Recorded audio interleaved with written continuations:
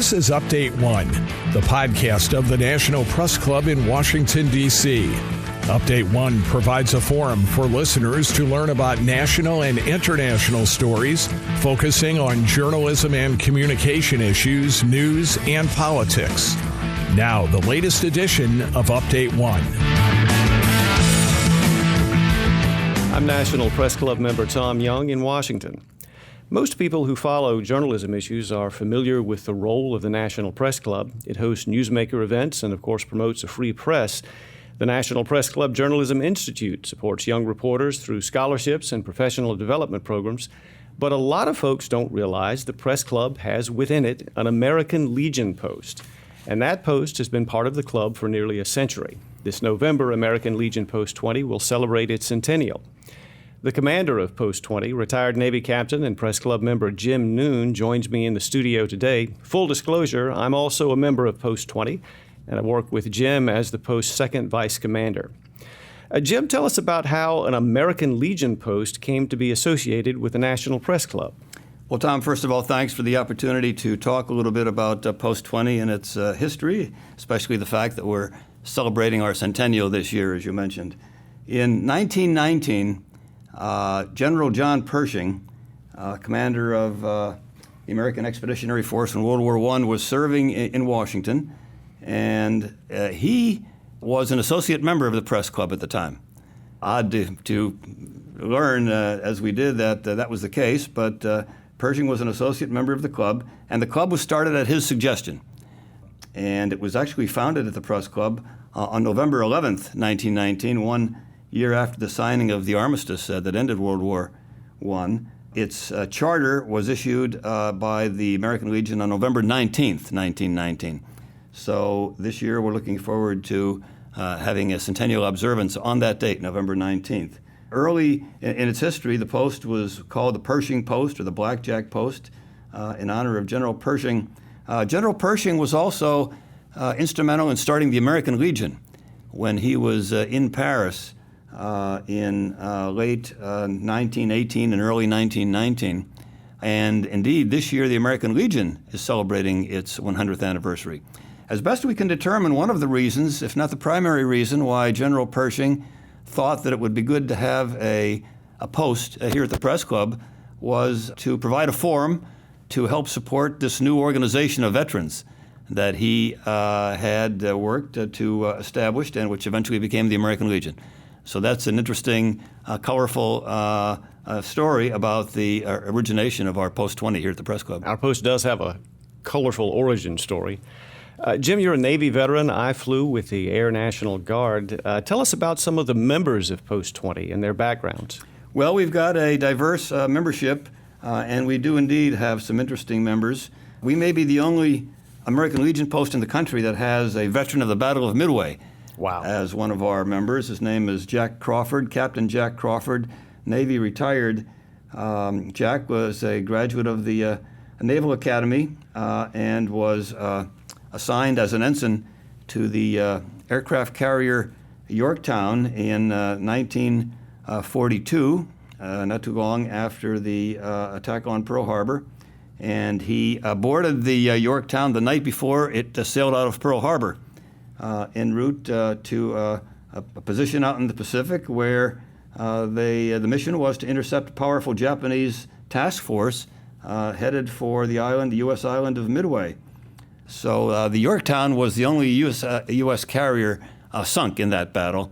The U.S. Navy sunk 3 of the 4 Japanese carriers, and the battle indeed is known as the turning point of the war in the Pacific, and some would argue the turning point of the war, period. But Jack Crawford had a wonderful experience of being involved in that battle. Interesting story.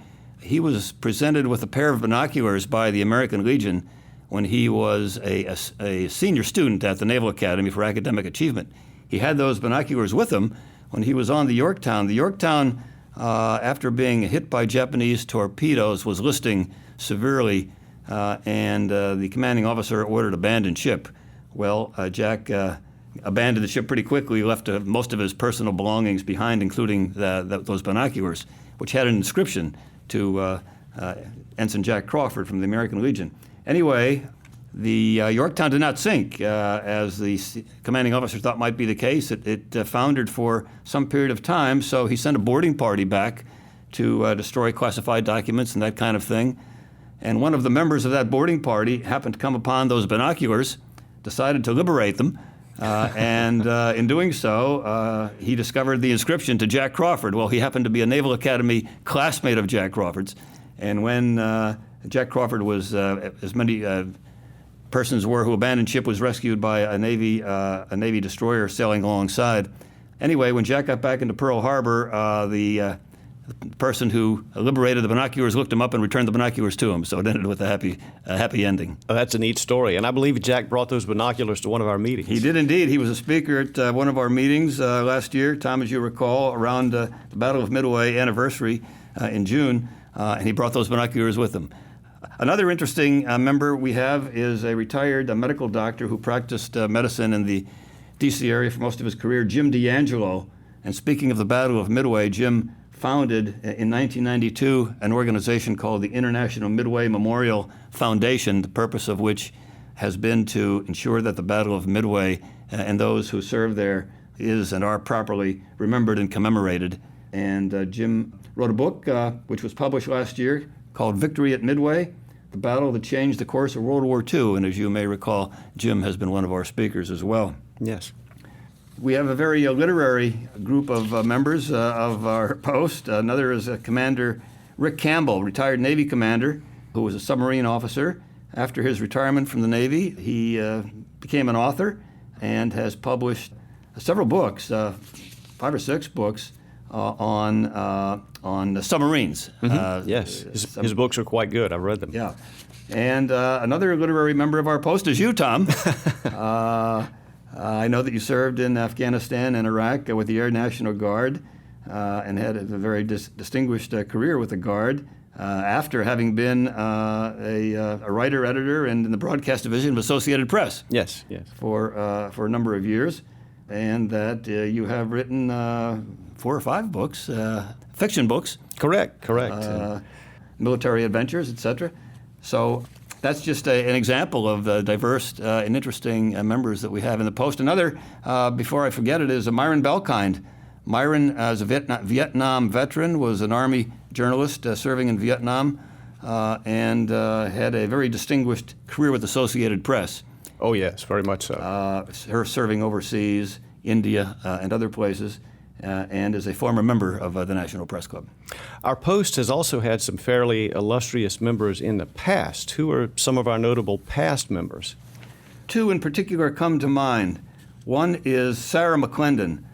Sarah was a real trailblazer for women journalists in the 20th century. She was. She started, just after World War II, started a freelance news service of her own, the McClendon News Service, which she ran for more than 50 years, covering the White House particularly, and over the years she became something of a gadfly in presidential press conferences. She was a veteran of, an Army veteran of World War II. She enlisted in the Army right after Pearl Harbor.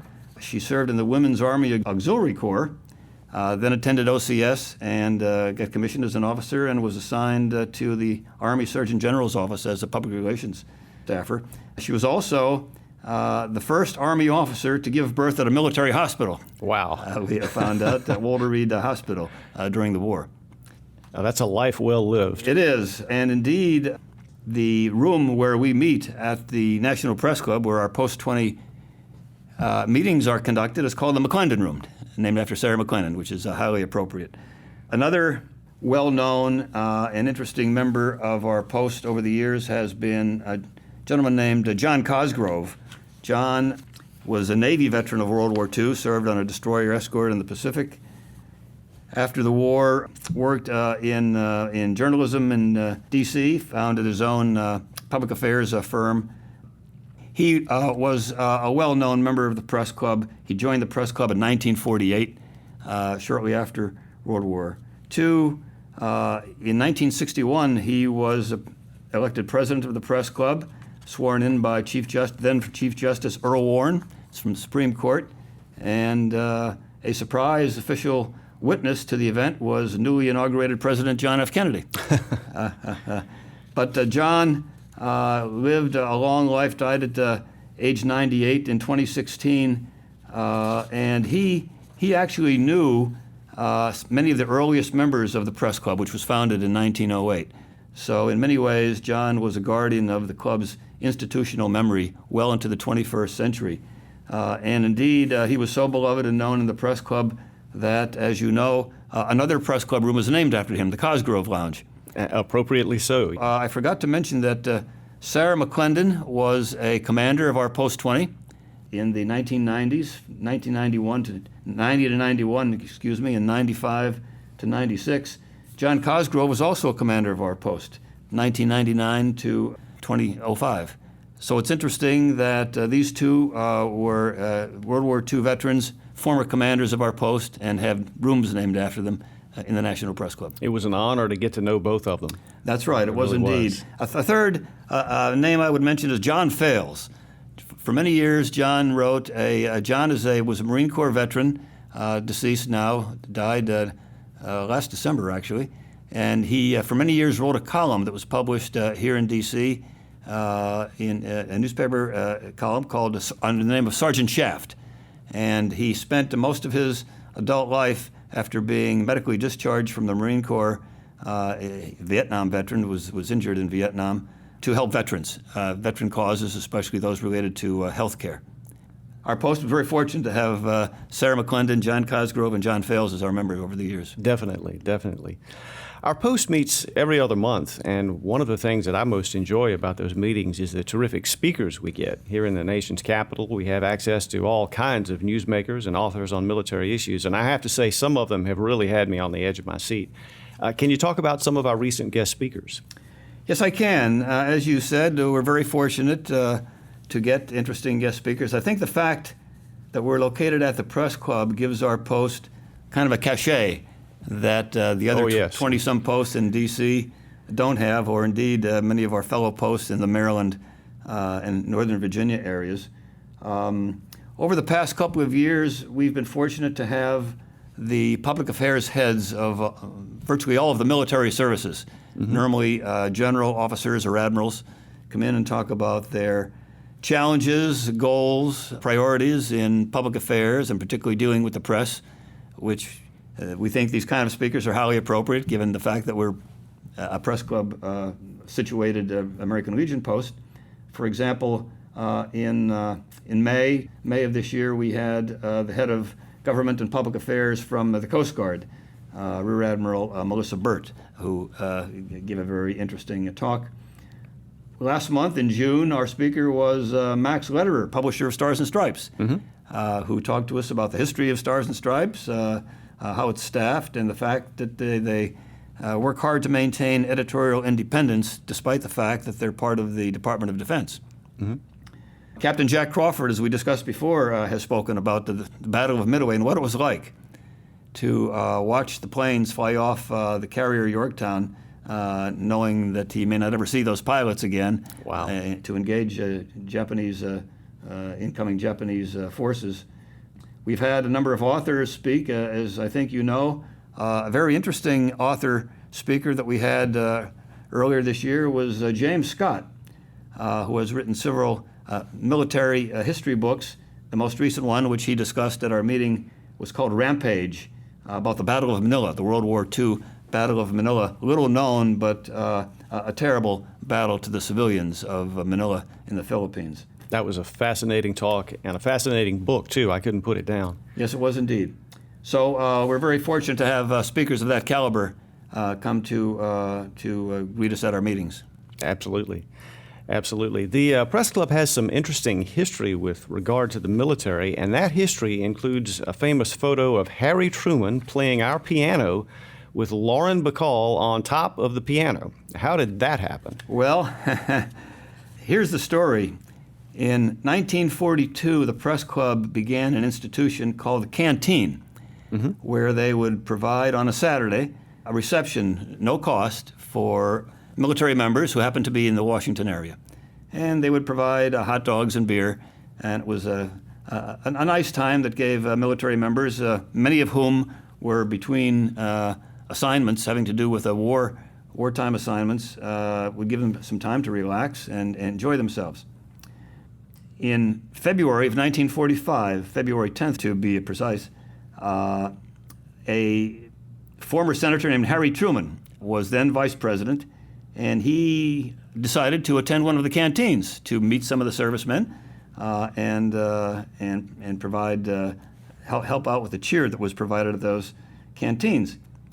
He told his wife Bess that he wouldn't get into any trouble that day because the press club was all men's club, no women. Little did he know that at the canteen that Saturday afternoon happened to be a young actress named Lauren Bacall, then 20 years old. As many well-known entertainers did at the time, stop by these canteens, Tony Curtis among them. Oh, wow. Anyway, Lauren Bacall, a beautiful young lady, happened to be at that canteen that one Saturday afternoon. Harry Truman was an accomplished pianist, which probably not many people know, but he was playing an upright piano as part of the entertainment in this particular canteen day. And some public affairs person, no doubt, got the idea that they would put Lauren Bacall on top of that piano. And of course, being the press club, there were no shortage of photographers at the event. Those photographers, at least one of them, took a picture that was become famous nationwide, showing a kind of sultry, long-legged Lauren Bacall looking down into Harry Truman's eyes with a big grin on his face as he played that piano. They appeared in the major newspapers the next morning, and then on the cover of Life magazine, February of 1945. Well, apparently Bess Truman was not amused by that. What could possibly go wrong? And when her daughter, when Truman's daughter, Margaret, spoke to the club nearly 50 years later, she was still not amused. Oh, wow. So that picture became one of the most famous ones ever taken here at the Press Club. As you know, the room where the piano was is now known as the Truman Lounge, and that very same piano is the main attraction in the Truman Lounge, the Truman piano. It is. I still enjoy showing that piano to guests when I bring people to the club. Well, here's a question that gets to the larger role of the American Legion. I think the Legion is as relevant now as ever with a growing generation of post-9/11 veterans. What sort of support does the Legion offer to new veterans? Well, let me answer that question by going back in time a little bit to say over the last 30 years or so, because the Legion has performed great services for veterans like me who served in Vietnam, and one of those was to do research on Agent Orange to prove that Agent Orange had sickened and killed thousands of Vietnam War veterans and caused birth defects among their children. The American Legion teamed with Columbia University on that very valuable research. And actually the Legion was forced to sue the federal government to act on its findings and provide care for the veterans and families suffering from those Agent Orange conditions. Another area where the Legion has spent a lot of time, both in terms of research and advocacy, has been PTSD, to ensure that PTSD became a recognized diagnosis in the VA, both for people who came home after the Vietnam War and then the wars that were to follow in the post-9/11 era. So PTSD and traumatic brain injury is one of the big items that the American Legion has focused on. In terms of how they help veterans today, several examples. The American Legion sponsors thousands of career fairs every year, business workshops and education forums to help give veterans opportunities to succeed after service in the civilian world. The Legion makes persistent demands for well-funded VA health care and timely disability benefits. They provide assistance annually, this is, on more than 181,000 VA benefits cases to help veterans get the benefits that they deserve and work through the bureaucracy that's unfortunately sometimes is required to achieve those benefits and attain them. And the Legion has devoted substantial time to achieve passage of the post-9/11 GI Bill. which is a wonderful educational opportunity. It is. Piece of legislation to help meet the needs of 21st century veteran students and also homeowners, entrepreneurs, and their families. You know, that bill is known as the Forever GI Bill, but its official name is the Harry Colmery Veterans Educational Assistance Act, named after the American Legion then national commander who was chief architect of the original GI Bill in 1944. Oh, wow. As World War II was coming to an end. In fact, at this very moment, a new American Legion post is taking shape on the campus of the University of Illinois, Champaign, to support student veterans using their post-9/11 GI Bill benefits, and other Legion posts are very supportive of those benefits around the country. If someone's listening who wants to join, how do they connect? 3 ways. One is to contact me. I can be reached on JANoone, Noone, then the number's 44 @gmail.com. I will be happy to get an application to them. Or they could contact Ken Dalecki, who is our membership officer. Ken can be reached at kdalecki, KDALECKI, @hotmail.com. And Ken would be more than interested to sign them up. Or they can go online, the American Legion's website online, and register there. Make sure they indicate in doing so that they'd like to be assigned to Post 20 in Washington, D.C. So we welcome new members. We particularly are interested in, while we would welcome and love to have all new members, we particularly wouldn't be interested in female members. We'd like to see more of them. We're fortunate to have some female members now. We'd like to have more, and we would welcome everybody, especially female members. Well, thanks so much for your time, Jim. We've been talking with Jim Noone, commander of the National Press Club's American Legion Post. I'm Tom Young, reporting for Update 1 at the National Press Club in Washington.